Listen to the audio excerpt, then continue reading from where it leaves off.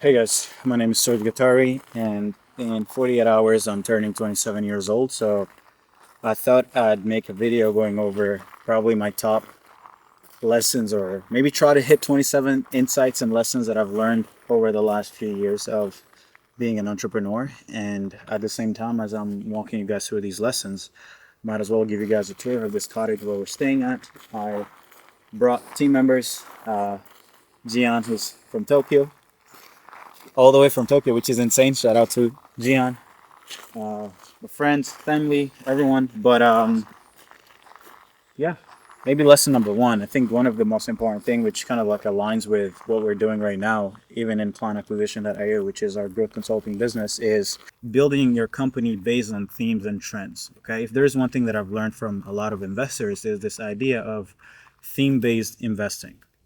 Every 3 to 5 years, regardless of what era you're living in, I don't care if you're around in the 1920s or it's 2025, there's always going to be a big shift happening in the world. And your ability to build and align yourself with that shift is going to dictate if you experience 10, 100x return, not just on your money, but on your time, or if you're just going to work your way out of just grow old, right? So right now, which is aligned with what we're doing right now, client acquisition.io, which is our growth consulting business, we're aligning with one of the biggest shifts that we've ever seen, that at least I've ever seen, which is AI. And we're now figuring out like how do you scale a business with AI, but then how do you turn that protocol into an AI platform? So instead of selling services, you actually sell IP, intelligence, and processes, workflows that do things for the people using it, especially for us who's focusing on B2B, right? Anyway, here we got some pretty cool cars. Uh, I got the GT3. We had to rent a little G-Wagon. Uh, just for the aesthetics, you can't go wrong with this shit. We got the Range Rover Velar. We got the CLA 250, pretty clean. Funny enough, all of these cars are gray, so it's funny that we figure out a way to match. Um, Second lesson is if you're gonna work hard, treat yourself, but do not indulge in the pleasures and do not become a big consumer, right? So for me, one of the things that I did when I started making money online was I waited until I crossed 8 figures to be able to purchase a car like this, right? So I did not make my first 30K a month, 50K a month, and then went on to buying a bunch of cars. I literally waited until I had cleared over 8 figures to be able to afford even one of these cars. And the reason why that's so important is because as a business, you'll go through cycles. There's going to be cycles where you're printing a lot of money, and then there's going to be cycles where you have to rethink and take a step back and not necessarily focus on making money. But for someone who doesn't have money saved, like a big cash pile, you're never going to be able to play the game when greater opportunities come by. And when you start becoming a consumer, that's where you see a lot of people who do a lot of lifestyle bullshit end up, yes, making hundreds of millions of dollars, but they also end up going broke. One of the things that I've always been disciplined around is about money. I love to play the game, but I don't care so much about buying a bunch of stupid shit, right? So that's lesson number two. When you start making money, please don't go too crazy. Just reward yourself when you hit big milestones where it's like inevitable for you to even fail. That's lesson number two. Let me know what you guys prefer, the G wagon or the GT3. The GT3. Which one would you pick? If you're going on a date, maybe if you're rolling with a shorty and she is maybe a little, she got a wagon. Maybe she might not fit in there. She might need to use the G wagon. Anyway, come, let's see this property. It's probably one of the most beautiful cottages I've ever been to. We're gonna tell people to lower the music, but we're just gonna get in and talk.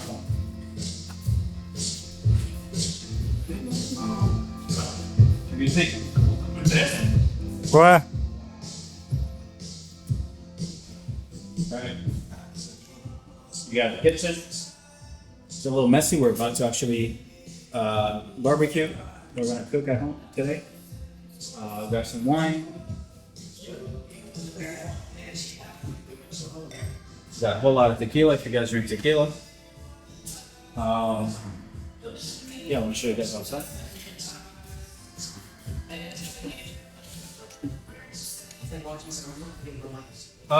Maybe people are playing chess. I haven't played this since high school, so I'm not really good at it. Really not good at all. But I'll try my best. Maybe over the week, since we're gonna be staying here for almost a week. So me and the guys, as we stay here, we're gonna be working from here, and we're also going to be playing chess. And yeah, let's get back in. Maybe I don't know. Okay, let's just go in and I'll go over another lesson. Did we go downstairs? Yep. Another lesson that I'll probably talk about while we're in the gym is how you feel will dictate what you do. So I highly suggest, like I'm drinking wine right now, or I'm drinking tequila, and we're gonna be messing up our entire system. But if there's one advice that I can give to all of you guys, is this idea of always try to be as dialed in as you can. And that means get great sleep, work out, feel good, look good, and going to the world with a little bit of confidence that you can do something. Because if you can't even take care of yourself, I can talk about AI all day or building businesses, but you're not going to lie to yourself. If you're out of shape, fat, I'm not going to fat shame people. I mean, if you want to be fat, it's fine. But if you're trying to do great shit and do hard shit, things that are stressful, you cannot play this game of business if you're also having to deal, if you're always also having to start from a place where you're dealing with other problems. Business is already hard, so if you're having to deal with your own personal issues, whether that be mental, physical, spiritual, it's gonna be really hard. This is fun. This is a funny room, but we got a whole lot of bunk beds. We got a whole little situation here. I mean, to be honest, personally, like, shout out to the people who designed this place. Like, it's amazing. Like, maybe this would be marketing for them. If you guys ever want to rent this place, please let me know. I'll share with you guys an Airbnb, but probably booked out for the entire summer. But yeah, here there's like 4 beds. People could also sleep on the couch. Like, it's fine. It's pretty huge. All right. What else? And then we got cool paintings. Probably need paintings in my own home. We got a bathroom here. Well, nothing too crazy, but something cool. We got washing room, and we got a little like a movie area, right? This is where I'm going to be spending a lot of time, just watching a lot of movies this week. If you know me, you know that as much as I love to work, I also enjoy my time doing anything that isn't productive. So at the end of each day, I always love to, watch movies or TV shows. But let's go to another lesson. Lesson number 4, I think. Lesson number 4, I think, would be about focus and attention. Over the last few years, especially the last year and a half, I've realized that growing a business gets really, really hard when you have a lot of pieces that are moving every single day. When you have, like I have like 30 plus employees. I have to do content. I have to figure out ads. I have to figure out talent. I have to figure out processes like tasks and project management. Like where is everybody? What is everybody doing every day? And it is so hard. It is so easy for me to just wake up and know how to make money. But when you have to get others to cook for you and to do it well, it is one of the hardest things. Not because people can't necessarily do what they should do, but because people have a harder time focusing on the most leveraged thing. And what I mean by the most leveraged thing, I mean, in any business, in any function of the business, there's always only one thing that matters. There's only always one bottleneck that's keeping you from the next level. Let's say if you're a founder and you're still taking sales calls and you have great closing rate, people are buying your thing, but you're like, oh, why am I not doing more than 30K, 50K per month? Well, it doesn't matter if you improve your product. It doesn't matter if you do more content. Your one bottleneck is the fact that you're still the one controlling the flow of income. It's tied to your time. So the moment that you decide, like a lot of people will be like, oh, I need more attention, I need more content. No, not really. Just get someone else closing for you. Maybe they're not going to close 100% of what you close, but maybe let them close 70%. that 70% is going to 10x your output just because you replace yourself from the most important thing. But that's just an example of a bottleneck at a specific stage in someone's business. Now, think about that, but think of 5 different departments, 5 different areas of your business, 30 plus people. Figuring out like what is the one thing that they should be focusing on is really, really hard. So it's something that I've been working hard on. So if you're watching this video, I highly recommend that you ask yourself, like, am I really focusing on the thing that I should be working on, or am I distracting myself with the things that are fun? So that will be one of the things that I think a lot about. Even that's probably why the reasons why I brought my team here is so that we can spend a week just thinking about like, what is the one thing that everyone should be focusing on? And then everybody goes on to do their job, but never confuse movement with progress. Never, ever. I don't care if you're busy doing what? If it's not the main thing, you're just distracted, you're just busy doing nothing. Might as well not do anything and just stay home and do shit, nothing, right? That would be one of the most important lessons that I've learned recently. Let's go outside.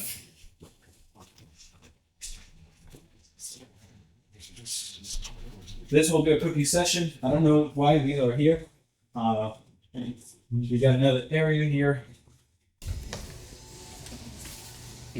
These are the vibes.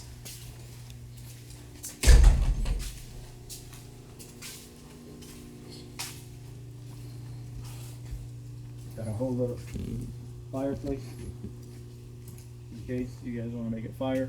I'm not gonna make a fire personally. You got a little, what is it? A jacuzzi that feels almost like a little pool, which is huge. That's cool. Lesson number 5, guys. One thing that I'd like to talk about is this idea of doubling down on what makes you light up instead of trying to copy other people online. So one of the things that I've tried to do my entire career is this idea of not trying to just look at someone who's doing well and trying to copy exactly what they're doing. Because the moment that you start copying someone else's playbook, you're just copying what you see, but you're not necessarily copying the thought and the iterations that person has had to go through in order to figure out that playbook. What that means is the dangers of copying other people is that if that person ends up changing or ends up failing, or even they end up succeeding and you maybe copy them and you end up achieving great things, you're not really going to know why you achieved those things. So it's super dangerous to copy, even if you end up winning from copying people, because you're never going to have control on your success. You're never going to be able to replicate that level of momentum if you're not the one that came up with the initial insight. So one of the things I always advise to a lot of our clients is this idea of, even if you work with us and we show you this playbook, I want you to take this and then go on to creating an even deeper insight into the industry you're in, into the thing you're trying to do, and double down on what makes you shine. Because one thing that is for sure is no one will ever be able to be you, and you have to double down on what makes you you and what you like, not what looks cool online, not what Serge is doing on YouTube, not what people are doing on TikTok. No. What are you curious about? Double down on that. And I promise you that everybody else will realize that, like, you know what? This person is actually, they're just being themselves, and I fuck with who they are. And they're going to like you for something that's so much deeper than just the surface. So highly recommend doubling down on who you guys are and embracing fully your identity. Don't worry about other people. Lock in on you. Anyway, this is going to be a cool spot. I don't know what you would do here, but I guess you'll sit down and talk or shoot videos.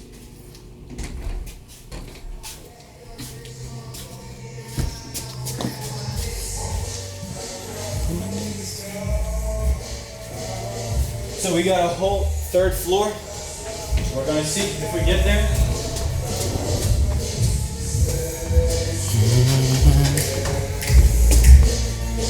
You tryna get at me from my nicks.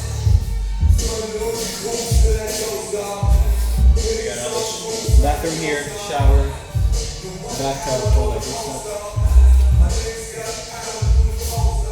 We got 2 rooms here. This house is beautiful. This shot of the cars from this angle is so sick. Woo. I love it. Wow.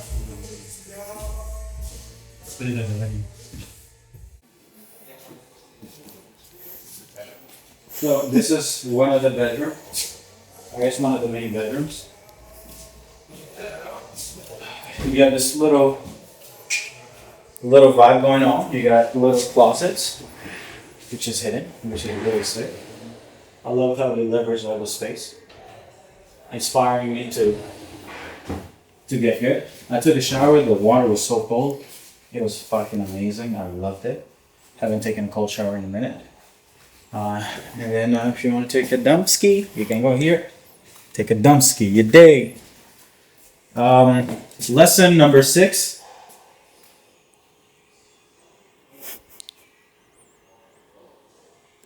If you're gonna rent something, a property, a car, an experience, you better be the best.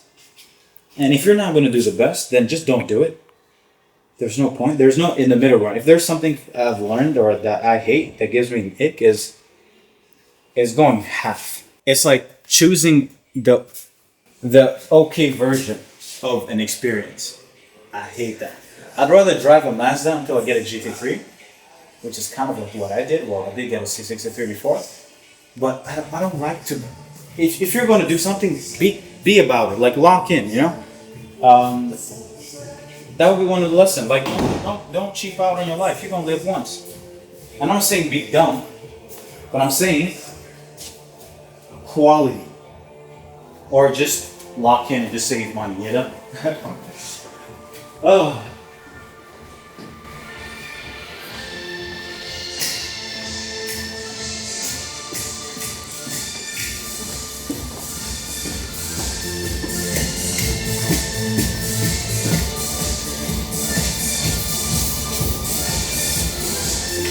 All right, guys. So maybe what? How many lessons are we in now? 6.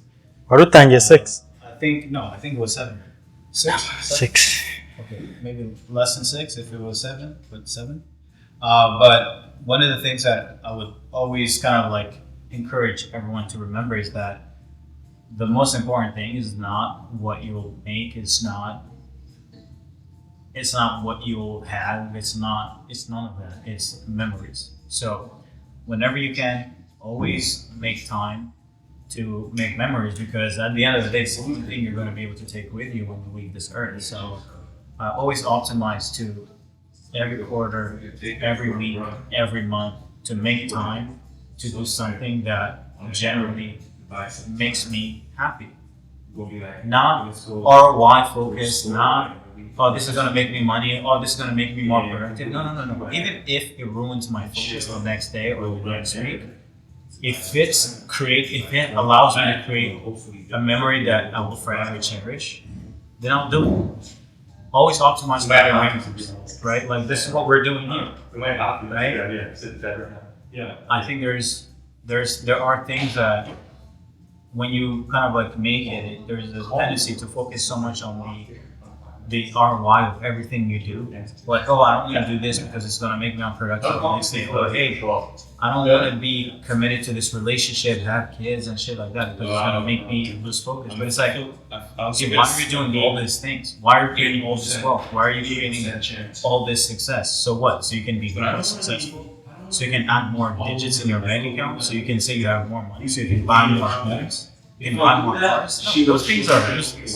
And I try to keep myself grounded from this idea that the only thing that matters is looking back on my life and being like, did I do what I wanted to do? Did I fulfill my potential? That's one. Did I actually do hard things and was I proud to up-level myself? The second thing is, was it a great run?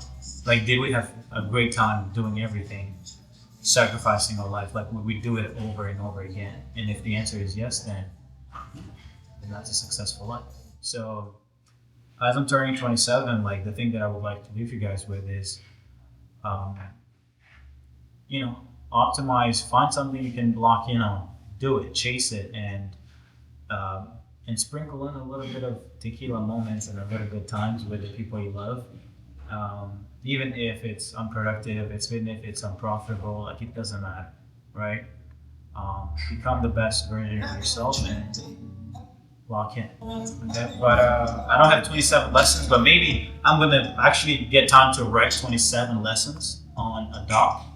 And by the time this video goes out, I'm gonna have the link you guys can actually download them, and that will be my gift to you guys since I don't have time to go over 27 lessons right now. The video will be way too long. As you guys can see, I love to yap, but yeah, now I need a glass. Okay, thank you guys so much. Bye.